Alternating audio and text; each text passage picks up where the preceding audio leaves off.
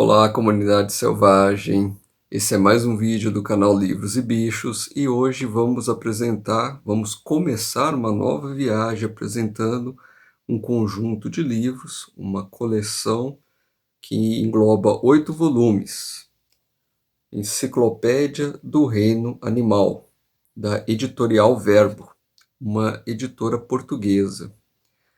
Essa enciclopédia ela foi editada em 1969 e eu a encontrei em uma visita em uma sebo em São Paulo.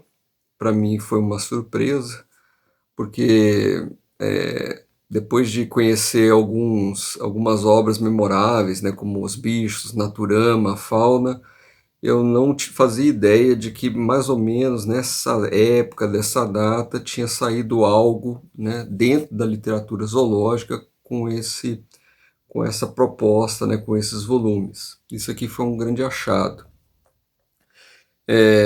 Não consegui muitas informações, né, de como que foi planejada essa obra aqui para o Brasil. Eu acredito que ela muito provavelmente tiveram alguns volumes importados pelo Brasil, mas não faço ideia de como que isso ocorreu. Com certeza não saiu fascículos dessa obra para ser vendidos em banca. E é uma obra que eu já tive a oportunidade de encontrar algumas vezes em sites de livros usados, mas não é um conjunto que você encontra de forma muito fácil. É possível, mas é uma obra um pouco rara.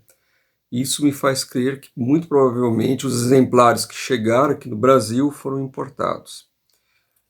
A obra está no português, né, de Portugal, seguindo as regras ortográficas de Portugal, mas dá para entender perfeitamente.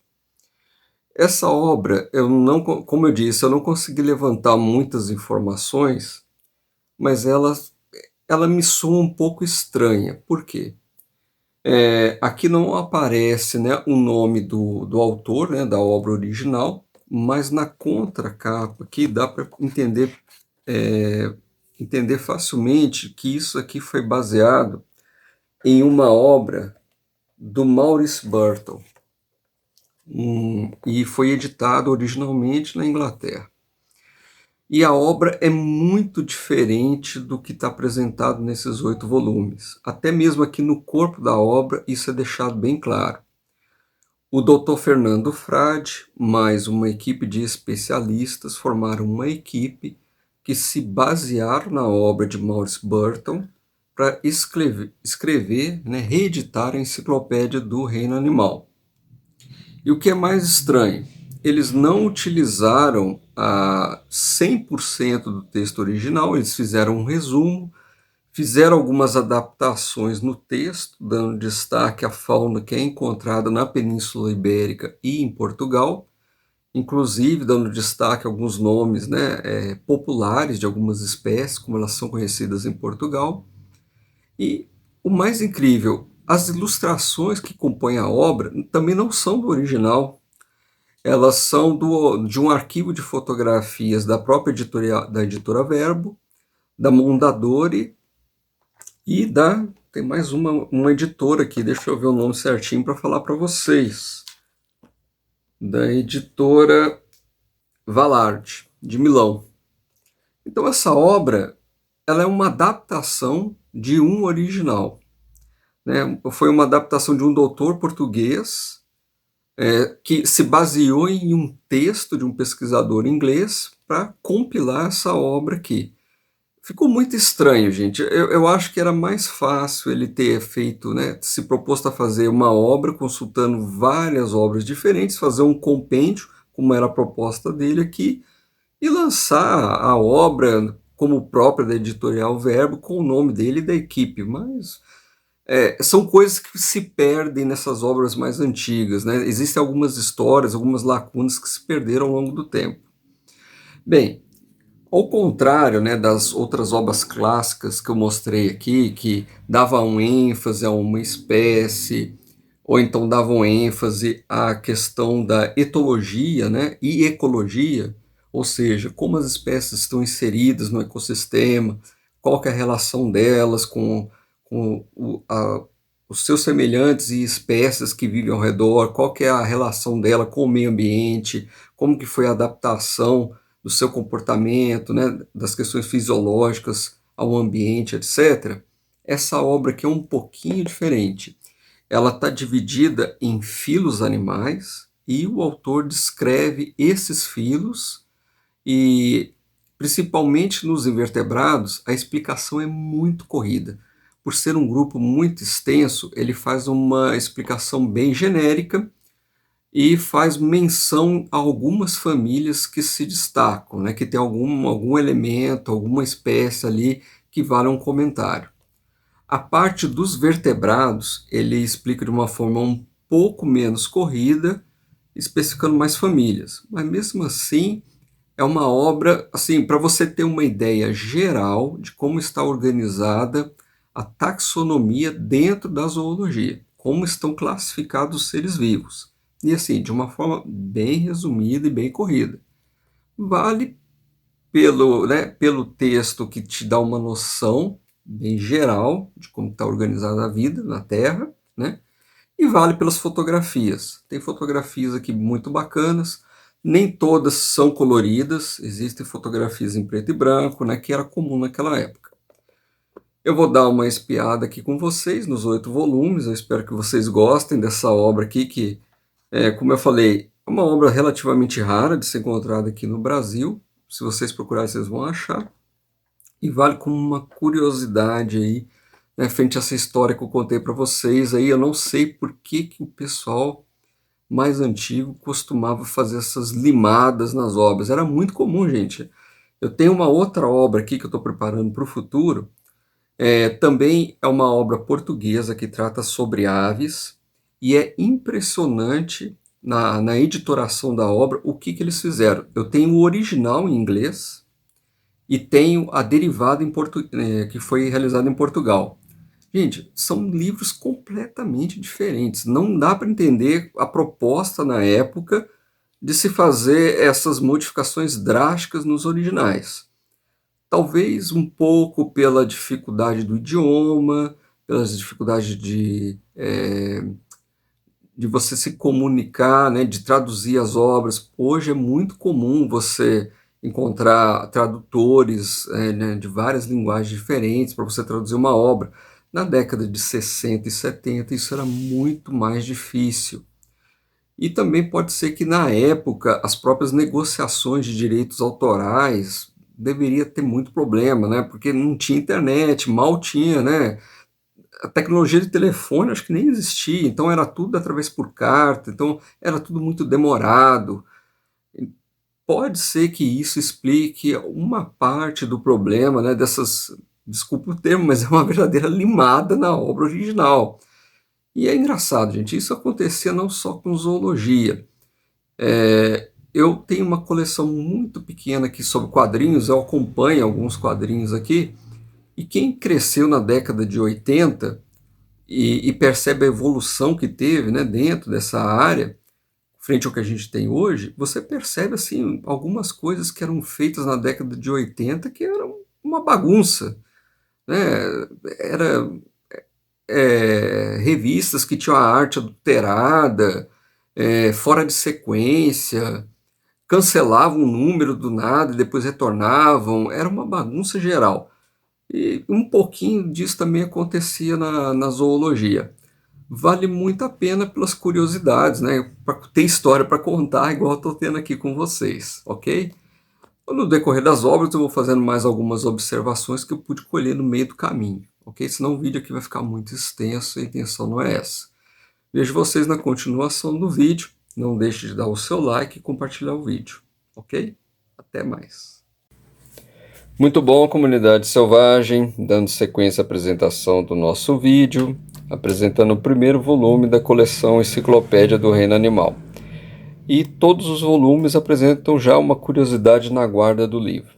Essa ilustração aqui é do século XVII, representa um rinoceronte indiano, foi feito por Albrecht Dürer. No século XVII, o rei Dom Manuel I de Portugal ofereceu um exemplar dessa espécie para o Papa Leão X. e o animal viajou por terra, desde, né, o subcontinente indiano até chegar em Roma. E por onde o animal passava, em várias cidades, né, acabou sendo uma atração que chamava muita atenção da população que não conhecia essa espécie.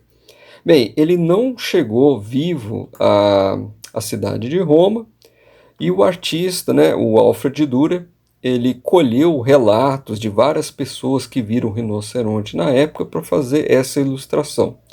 Se você considerar que o artista nunca tinha visto um animal vivo e fez todo esse panorama aqui através de relatos, até que o desenho dele não foi tão ruim, apesar de alguns erros anatômicos percebidos aqui nessa figura. Bem, eu vou avançar aqui e apresentar a outra guarda para vocês. Ela foi feita por Ulisses Aldrovandi, também do século XVII.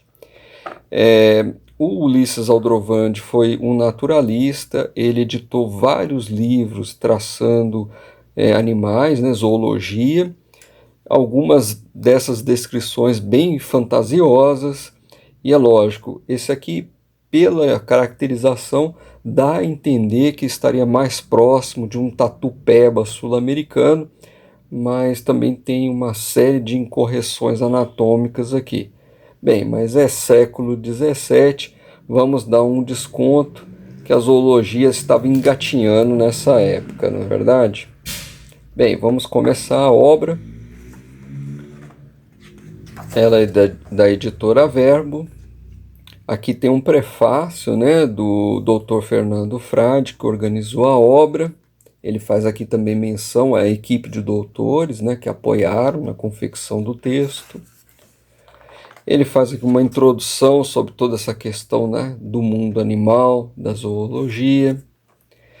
Ele fala de uma forma muito superficial sobre o interesse, né, dos humanos no estudo dos animais e qual que é o impacto desse estudo, né, na cultura.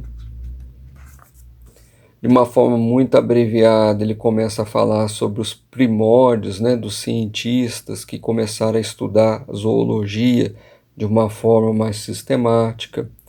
Aqui tem uma pequena, vamos dizer assim, uma pequena apresentação de algumas eras geológicas e alguns animais aqui representados.